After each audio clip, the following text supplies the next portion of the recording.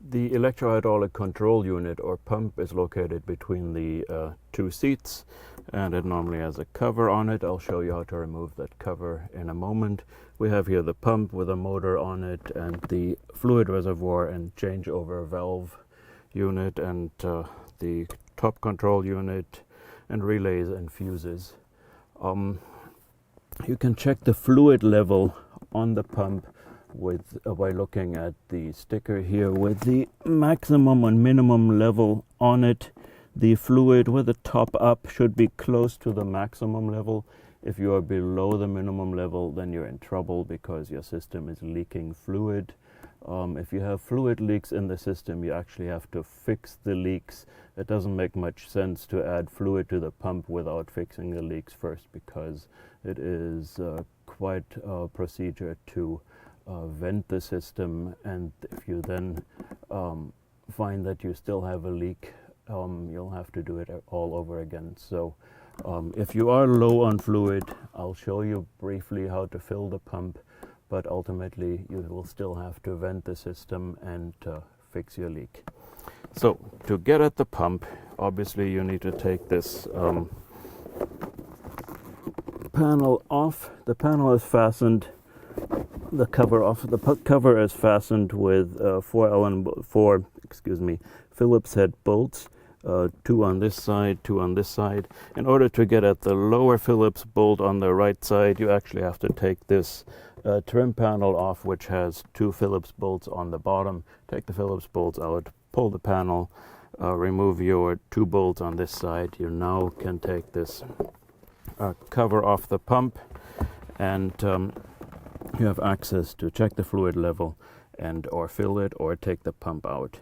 So the pump is fastened to the chassis with three hex nuts, 10mm hex nuts, one top left, one top right, one underneath. Takes a 10mm socket wrench to get the upper ones off, takes a regular wrench to take the lower one off.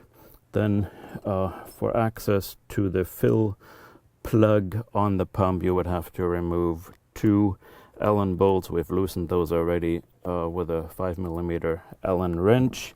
Take the bolts off and you now get access to the fill bolt on the pump.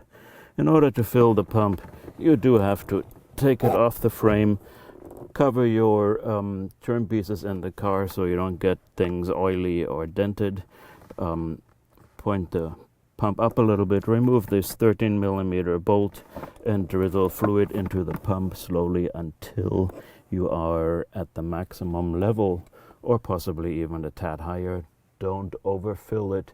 If you don't have any air left in the system, then you don't want to fill this pump over the maximum level. For fluid, let me back up a little bit. So to drizzle the fluid in, you could use something like a syringe or a turkey baster or a wash bottle, anything that works to slowly get fluid in here. For fluid, you want to use ZHM fluid. We have a bottle of ZHM fluid here that is in most cases used on Mercedes. The big advantage is it is not very expensive. It does not smell as bad as the fluid that Ferrari originally put into this car.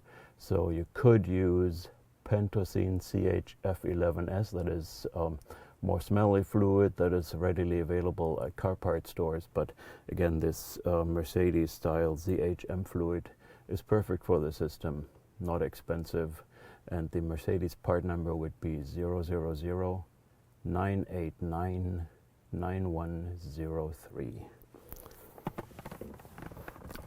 Just for completeness, if your fluid level is below minimum, then you have a leak in the system.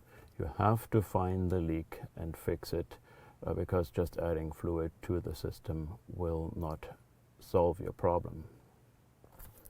You can find the fluid level low in this pump, in which case you just add fluid. The other thing that can be wrong with the pump is it is getting weak or it is malfunctioning. The pumps don't normally have to work that much on 355 because The top normally doesn't get used all that much, but the system is getting older. So the fluid is getting older, it is becoming gooey, developing sludge. The sludge will wear out the pistons in the pump, and gooey fluid will impact the valves and ultimately wear out your pump.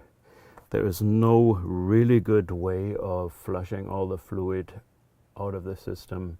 Ultimately, when your fluid is old, once you find that your pump is getting weak, it likely is also time to take care of the cylinders, but you can tackle the pump alone. You can send it to Top Hydraulics for a rebuild, or if available, we also offer core exchange for a pump shipping first from our inventory. If you decide to have only the pump rebuilt and send it to Top Hydraulics, then obviously you take it out of the car, you remove all the hoses from it, and try to drain as much fluid as possible from the pump so that your parcel doesn't get soaked in oil. You do want to send the pump in with the valve block, because the valve block is quite intricate and it is important that it be serviced. Plus, we ship the pump back filled with fluid, and very importantly, having this valve block fully vented, which is not a trivial task.